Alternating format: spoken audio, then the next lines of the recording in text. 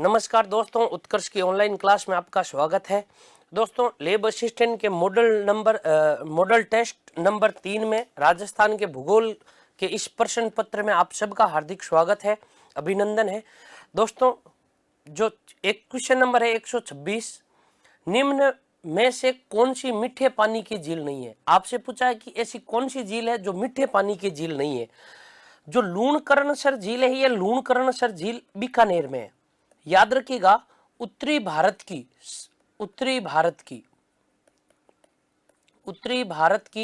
एकमात्र खारे पानी की झील, उत्तरी भारत की एकमात्र खारे पानी की झील है। एकमात्र खारे पानी की झील, खारे पानी की झील, उत्तरी भारत की एकमात्र खारे पानी की जो झील है वो लूणकरणसर झील है। कहां पर है? बीकानेर में। इसके अलावा बालसमंद जो झील है वो बालसमंद झील है, जोधपुर में मीठे पानी की झील है। कोलायत जो झील है ये बीकानेर में है, यहाँ पर कपिल मुनि का मेला लगता है। गढ़सीसर जो सरोवर है ये जैसलमेर में है। ये जो तीनों झीलें हैं दोस्तों, ये तीनों झीलें मीठे पानी की है, मीठे पानी की। और जो लूणकरणसर झील है, ये लूणकरणसर झील खारे पानी की झील है। अगला देखिएगा, अरावली पर्वतमाला की दूसरी सबसे ऊंची चोटी है। अरावली पर्वतमाला की दूसरी सबसे जो ऊंची चोटी है वो दूसरी सबसे ऊंची चोटी शेर है। सबसे ऊंची चोटी जो है उसका नाम है गुरु शिखर। अरावली पर्वतमाला की दूसरी सबसे ऊंची चोटी शेर, लेकिन सबसे बड़ी जो ऊंची चोटी है वो है गुरु शिखर, जिसकी ऊंचाई है 1722 किलोमीटर, 1722 मीटर। जो दूसरी ऊंची चोटी है उसका नाम है शेर, और शेर की जो ऊंचाई है वो है सन 1597। 1722 के बाद में 1597 दूसरी ऊंची चोटी है। और ये दोनों चोटियां अरावली पर्वतमाला की है। और कहां पर है? दोनों पर्वत चोटियां ये सिरोही जिले में है। अगला प्रश्न देखिएगा, 2011 की जनगणना के अनुसार 1000 या इससे ज्यादा लिंगानुपात वाले जो जिले हैं वो जिले कौन से हैं? लिंगानुपात वाले जो जिले हैं वो जिले कितने हैं? दोस्तों, 1000 या उससे अधिक लिंगानुपात वाले जिले राजस्थान में एक भी नहीं है, तो इसमें से कोई भी नहीं है, याद रखिएगा। लेकिन जो सर्वाधिक लिंगानुपात है राजस्थान में, वो सर्वाधिक लिंगानुपात वाला जो जिला है उस जिले का नाम है डूंगरपुर। डूंगरपुर जिले का जो लिंगानुपात है वो है 944, यानी 944 से ज्यादा लिंगानुपात वाला राजस्थान का कोई जिला नहीं है। 2011 के जनगणना के अनुसार राजस्थान में जो सर्वाधिक लिंगानुपात जिस जिले का है उस जिले का नाम डूंगरपुर है। अगला देखिएगा, राजस्थान का एकमात्र पक्षी चिकित्सालय कहां पर स्थित है? राजस्थान में एकमात्र जो पक्षी चिकित्सालय है ये पक्षी चिकित्सालय जयपुर में है। यहां पर देखिएगा, जयपुर में एक बाजार है जिसका नाम है जोरी बाजार। जयपुर के जोरी बाजार में, जयपुर के जोरी बाजार में यह चिकित्सालय स्थित है।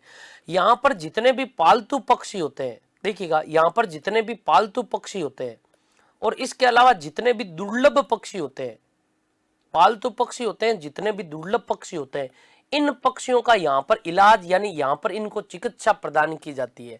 जयपुर के जोरी बाजार में अभी तक राजस्थान में केवल एक ही पशु चिकित्सालय है और वो है जयपुर में। अगला देखिएगा, इंदिरा गांधी नहर के योजनाकार कौन थे? पश्चिमी राजस्थान की नहर है इंदिरा गांधी नहर। इस इंदिरा गांधी नहर के जो योजनाकार थे वो योजनाकार कौन थे? कुंवर सेन। ये सिविल इंजीनियर थे, ये योजनाकार भी थे। और इन्हीं के कार्य के लिए सन 1956 में इन्हें एक पुरस्कार दिया गया और उस पुरस्कार का नाम है देखिएगा, पद्म भूषण पुरस्कार दिया गया। पद्म श्री सबसे छोटा, उसके बाद में पद्म भूषण, और उससे बड़ा होता है पद्म विभूषण, और सबसे बड़ा होता है भारत रत्न। तो इनको देखिएगा 1956 में इसी कार्य के लिए पद्म भूषण पुरस्कार दिया गया था कुंवर सेन को। ये सिविल इंजीनियर थे और इस योजना के योजनाकार थे। अगला प्रश्न, प्राचीन भारत का टाटानगर के नाम से विख्यात पुरातत्व स्थल रेड राजस्थान के किस जिले में? रेड यहां पर दोस्तों सर्वाधिक, हम यूं कह सकते हैं सर्वाधिक आहत मुद्राएं प्राप्त हुई है। सर्वाधिक आहत मुद्राएं, या फिर हम यूं कह सकते हैं पंचमार्क के सिक्के मिले हैं। भारत में इतने पंचमार्क के जो सिक्के होते हैं वो सिक्के कहीं पर भी नहीं मिले हैं। ये चांदी की मुद्राएं हैं। इस कारण इस रेड को क्या कहा गया, भारत का या राजस्थान का टाटा नगर कहा गया, प्राचीन भारत का टाटा नगर। ये राजस्थान में टोंक जिले में स्थित है, ढील नदी के किनारे। राजस्थान के टोंक जिले में ढील नदी के किनारे यह रेड सभ्यता विकसित हुई थी। और यहां एशिया में सिक्कों का सबसे बड़ा भंडार मिला है। एशिया में सबसे बड़ा सिक्कों का भंडार, भारत में नहीं बल्कि पूरे एशिया में सिक्कों का सबसे बड़ा भंडार, सिक्कों का सबसे बड़ा भंडार जो मिला है वो कहां मिला है, यहीं पर रेड में मिला है। अगला देखिएगा नेक्स्ट प्रश्न, तो ये इसका आंसर क्या होगा, नंबर 2। राजस्थान का पंजाब किसे कहा जाता है? दोस्तों राजस्थान का जो पंजाब कहा जाता है वो राजस्थान का पंजाब सांचौर को कहा जाता है। और सांचौर कहां पर है, जालोर में। पंजाब का नाम पंजाब क्यों पड़ा? 5 नदियों का जाल होने के कारण इसे पंजाब कहा गया। इस सांचौर जालोर में भी प्रमुख रूप से 5 नदियां बहती है। एक नदी जिसका नाम है जवाई नदी, इसके अलावा एक नदी है बांडी नदी, इसके अलावा यहीं पर एक नदी बहती है सुकड़ी नदी, यहीं पर एक नदी आकर मिलती है लूणी नदी, लूणी नदी, यहीं पर एक नदी है जिसका नाम है मीठड़ी नदी, मीठड़ी नदी। इस कारण इस सांचौर को क्या कहा गया, राजस्थान का पंजाब कहा गया। राष्ट्रीय मरु उद्यान के नाम से किस उद्यान को जाना जाता है? राष्ट्रीय मरु उद्यान के रूप में जिस उद्यान को जाना जाता है उसका नाम है जीवाश्म उद्यान। जो जीवाश्म उद्यान है ये राजस्थान में मरुस्थल और बाड़मेर 2 जिलों में फैला हुआ है। ये जो राजस्थान के 2 जिलों में, एक जिले का नाम है जैसलमेर और दूसरा जिला है बाड़मेर, इन 2 जिलों में फैले हुए इस मरु राष्ट्रीय उद्यान को जीवाश्म उद्यान इसलिए कहा जाता है क्योंकि जीवाश्म के सबसे प्राचीन जो अवशेष मिलते हैं वो यहीं पर मिलते हैं। इसी उद्यान में 2 पक्षी विचरण करने के लिए आते हैं, एक का नाम है गोडावण और दूसरे का नाम है चिंकारा। गोडावण और चिंकारा के लिए प्रसिद्ध यदि आपको उद्यान पूछ ले तो वो यही उद्यान है। अगला देखिएगा, निम्न में से गाय की किस नस्ल का संबंध दक्षिणी पश्चिमी राजस्थान से है? यानी दक्षिणी पश्चिमी राजस्थान में कौन सी गाय की नस्ल पाई जाती है? दक्षिणी पश्चिमी राजस्थान में जो गाय की नस्ल पाई जाती है वो कांकरेज नस्ल पाई जाती है। ये जो कांकरेज नस्ल है, ये कांकरेज नस्ल इस प्रकार का जो राजस्थान है, इस राजस्थान के ये इस भाग में पाई जाती है। इस भाग में जो जिले आते हैं उन जिलों में एक जालोर जिले का जो तहसील है उसका नाम है सांचौर, जालोर का सांचौर है। इसके अलावा जालोर है, सिरोही है, कच्छ का रण गुजरात वाला, यहां पर जो गाय की नस्ल पाई जाती है उस गाय का नस्ल है कांकरेज। जोधपुर के की भाई कई भागों में यह नस्ल पाई जाती है, तो इसका सही आंसर होगा कांकरेज। अगला देखिएगा, राजस्थान में खरीफ तिलहनों में निम्न में से क्या शामिल है? खरीफ की तिलहन फसलों में क्या शामिल है? देखिएगा, तारामीरा खरीफ फसलों में नहीं आता, अलसी भी नहीं होता, सरसों और इसके अलावा सोयाबीन। जो देखिएगा खरीफ फसलों में जिसको सम्मिलित किया जाता है वो किस किस को सम्मिलित किया जाता है? जैसे मूंगफली, इसके अलावा तिल, इसके अलावा सोयाबीन और इसके अलावा अरंडी या एरंडी भी बोलते हैं, अरंडी। तो देखिएगा ये जो फसलें हैं ये राजस्थान में खरीफ तिलहनों फसलों में सम्मिलित किया जाता है। अगला देखिएगा, बूंदी, चित्तौड़गढ़, कोटा, सिरोही, उदयपुर जिले में किस उद्योग के लिए प्रसिद्ध है? जिले किस उद्योग के लिए प्रसिद्ध है? जो राजस्थान के बूंदी है, चित्तौड़गढ़ है, कोटा है, सिरोही है और उदयपुर जिस जिले के लिए प्रसिद्ध है और जिस उद्योग के लिए प्रसिद्ध है उस उद्योग का नाम है सीमेंट उद्योग। आपको पता हो तो बूंदी में ही सबसे पहले बूंदी के लाखेरी स्थान पर सन 1917 में एसीसी का एक सीमेंट कारखाना स्थापित किया गया था। एसीसी का राजस्थान का प्रथम सीमेंट कारखाना जो स्थापित किया गया था वो लाखेरी बूंदी में सम्मिलित किया गया था। इसके अलावा राजस्थान में गोठन जो नागौर में है, इसके अलावा निम्बा हेड़ा जो चित्तौड़गढ़ में है, यहां पर भी, इसके अलावा कोटा, सिरोही, ये सीमेंट उद्योग के लिए प्रसिद्ध है। अगला देखिएगा, भारत वन रिपोर्ट 2017 के अनुसार राजस्थान के वन में हरित क्षेत्र को मिलाकर कुल वन क्षेत्र राजस्थान के कुल क्षेत्रफल का कितना भाग है? तो देखिएगा 6.57, इसके अलावा 9.57, 10.41, 4.84, इसमें जो सम्मिलित किया गया है वो देखिएगा राजस्थान के कुल भाग का पूछा है तो 9.57 है। जो इसका आंसर होगा वो क्या होगा? 9.57। राजस्थान में दोस्तों, राजस्थान में केवल जो वन क्षेत्र है, राजस्थान में जो केवल वन क्षेत्र है, वो वन क्षेत्र कितना है? वन क्षेत्र जो है वो है 16,572 वर्ग किलोमीटर। और इसमें से देखिएगा राजस्थान के कुल क्षेत्रफल का भारतीय वन रिपोर्ट के अनुसार, भारत वन रिपोर्ट के अनुसार राजस्थान में कितना? 9.57 है। अगला देखिएगा, निम्न में से उदयपुर जिले में स्थित पठार का नाम है। ऐसा कौन सा पठार है जो उदयपुर जिले में स्थित है? देखिएगा, लावा का जो पठार है दोस्तों, लावा का जो पठार है ये भी नहीं है लावा का पठार।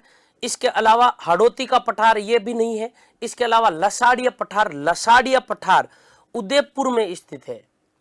उदयपुर में जयसमंद झील की पूर्वी दिशा में ये कटा फटा पठार है, इस कारण इसे लसाड़िया पठार कहा गया। इसके अलावा भोरट का पठार वो भी उदयपुर राजसमंद जिले में है, लेकिन लसाड़िया का पठार कटा फटा होने के कारण लसाड़िया का पठार इसका नाम पड़ा, जो उदयपुर जिले में है।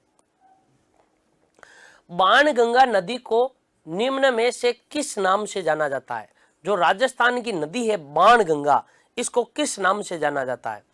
देखिएगा, बाणगंगा को ताला नदी भी कहा जाता है, ताला नदी भी कहा जाता है। इस बाणगंगा को अर्जुन की गंगा भी कहा जाता है, अर्जुन की गंगा भी कहा जाता है। इसी को रुंडित सरिता भी कहा जाता है, रुंडित सरिता कहा जाता है। ये सारे के सारे जो उपनाम है ये बाणगंगा के। बाणगंगा नदी के किनारे ही राजस्थान में एक सभ्यता विकसित हुई थी जिसका नाम है बेराट, और बेराट का वर्तमान में नाम है विराट नगर जयपुर में। तो देखिएगा, इसे क्या कहा जाता है? रुंडित सरिता कहा जाता है। अगला नेक्स्ट प्रश्न, झालावाड़ जिला है। देखिएगा, जो झालावाड़ जिला है वो झालावाड़ जिला किस आर्द्र जलवायु का है? तो देखिएगा, आर्द्र जिला है, शुष्क जिला है, अर्ध शुष्क, शुष्क। तो झालावाड़ में राजस्थान में सर्वाधिक वर्षा होती है, राजस्थान में सर्वाधिक वर्षा होती है, ये आर्द्र जलवायु के अंतर्गत आता है।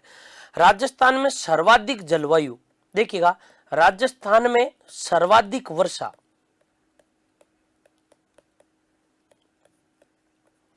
राजस्थान में सर्वाधिक वर्षा झालावाड़ जिले में होने के कारण इसे आर्द्र जिला घोषित किया गया है।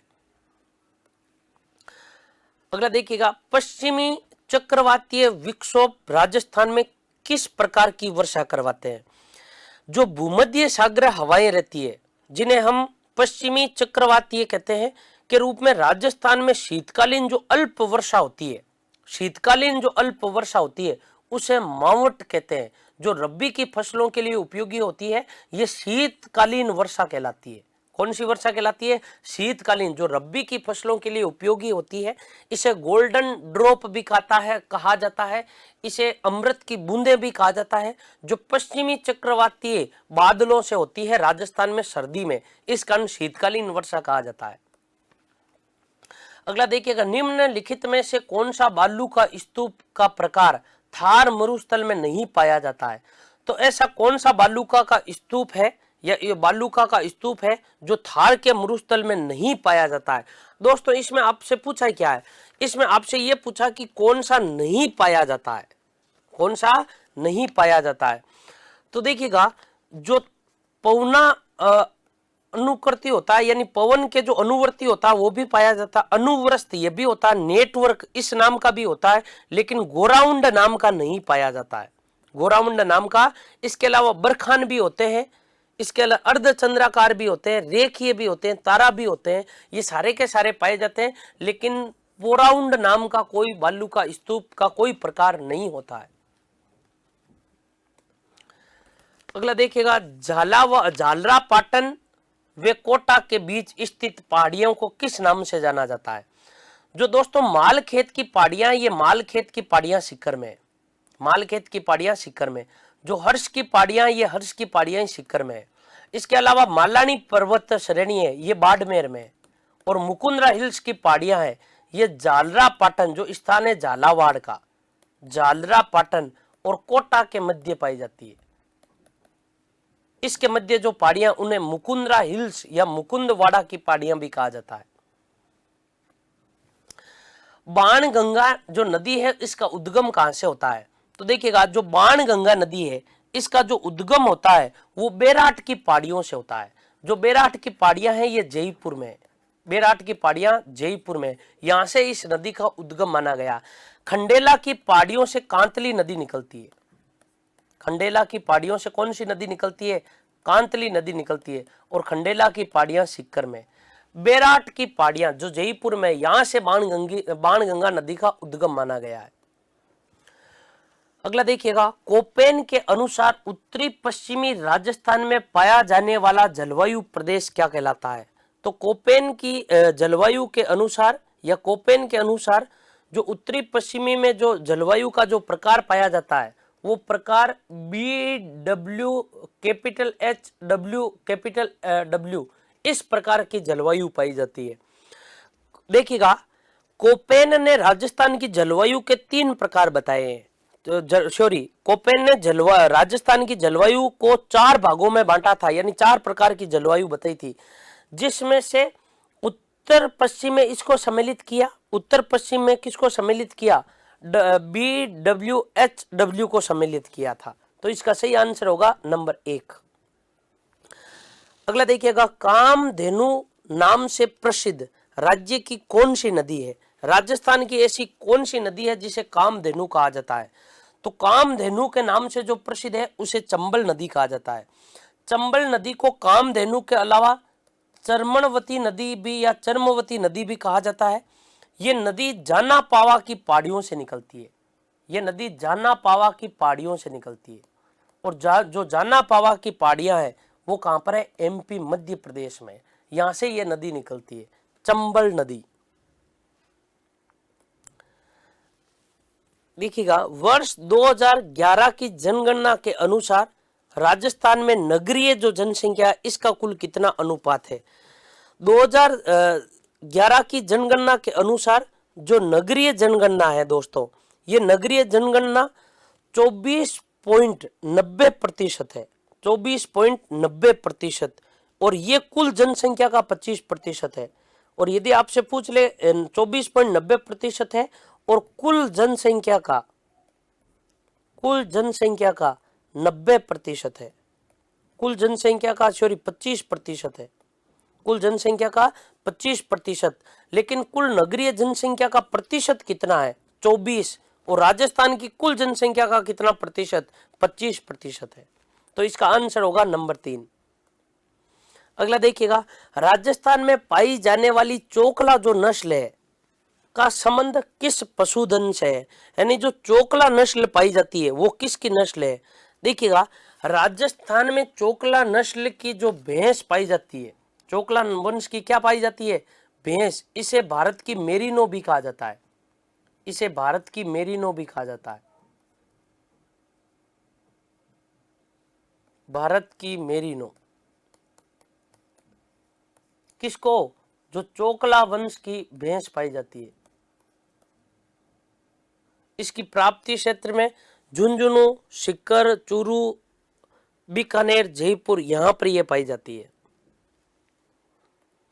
अगला देखिएगा, निम्न में से राजस्थान में स्थानांतरित कृषि का एक प्रकार है।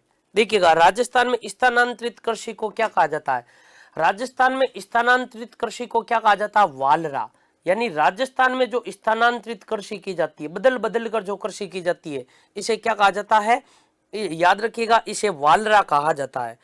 यानी वालरा वृक्षों को जलाकर उसकी राख को खाद के रूप में प्रयोग करके, जिसे पर्यावरण को काफी नुकसान होता है, भील जाति के लोग इसे चीमाता कहते हैं। भील जाति के लोग इसे चीमाता कहते हैं। इसी फसल को भील जाति के लोग क्या कहते हैं? चीमाता कहते हैं।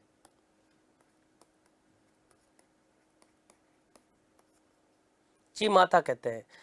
इसे चीमाता कहा जाता है, इसे दजिया कहा जाता है। स्थानांतरित कृषि को राजस्थान में क्या कहा जाता है? जो उदयपुर, जो सर्वाधिक कहाँ होती है वालरा कृषि? राजस्थान में सर्वाधिक होती है उदयपुर में, डूंगरपुर में और बारा में सर्वाधिक वालरा। लेकिन भील जाति के लोग इसे क्या कहा जाता है? चीमाता या दजिया कहते हैं। अगला देखिएगा, राजस्थान में घोसुंडा बांध किस नदी के किनारे बना हुआ है? राजस्थान में जो बांध बन रखा है घोसुंडा, वो किस नदी के किनारे बन रखा है?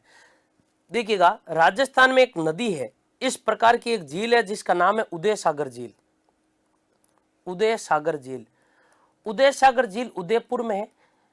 यहां से देखिएगा एक नदी आती है, इस झील में गिरती है ये नदी। जब तक नदी उद्गम स्थल से आती है तब इसका नाम आयड़ नदी रहता है, लेकिन इस झील से ये नदी वापस बाहर निकलती है तब इस नदी का नाम क्या हो जाता है? बेड़च हो जाता है। बेड़च नदी पर चित्तौड़गढ़ जिले में घोसुंडा गांव में जो बांध बन रखा है, किस गांव में? घोसुंडा गांव में। घोसुंडा गांव में यह बांध बन रखा है।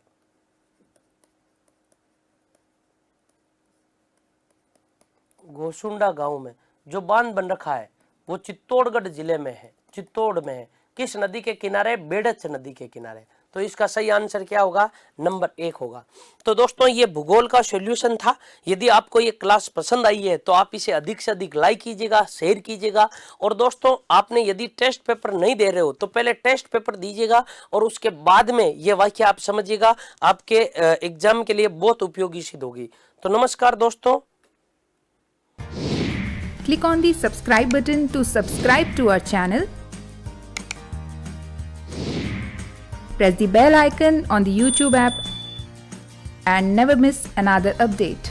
Download eUtkarsh app from Google Play Store. eUtkarsh app is one-stop solution for your competitive exam preparation with lots of unique and amazing features like create your own custom test, add YouTube videos in app library, add web reference link for quick revision, make your own custom flashcards. For each chapter, you can give online test and analyze your performance. So download eUtkarsh app now.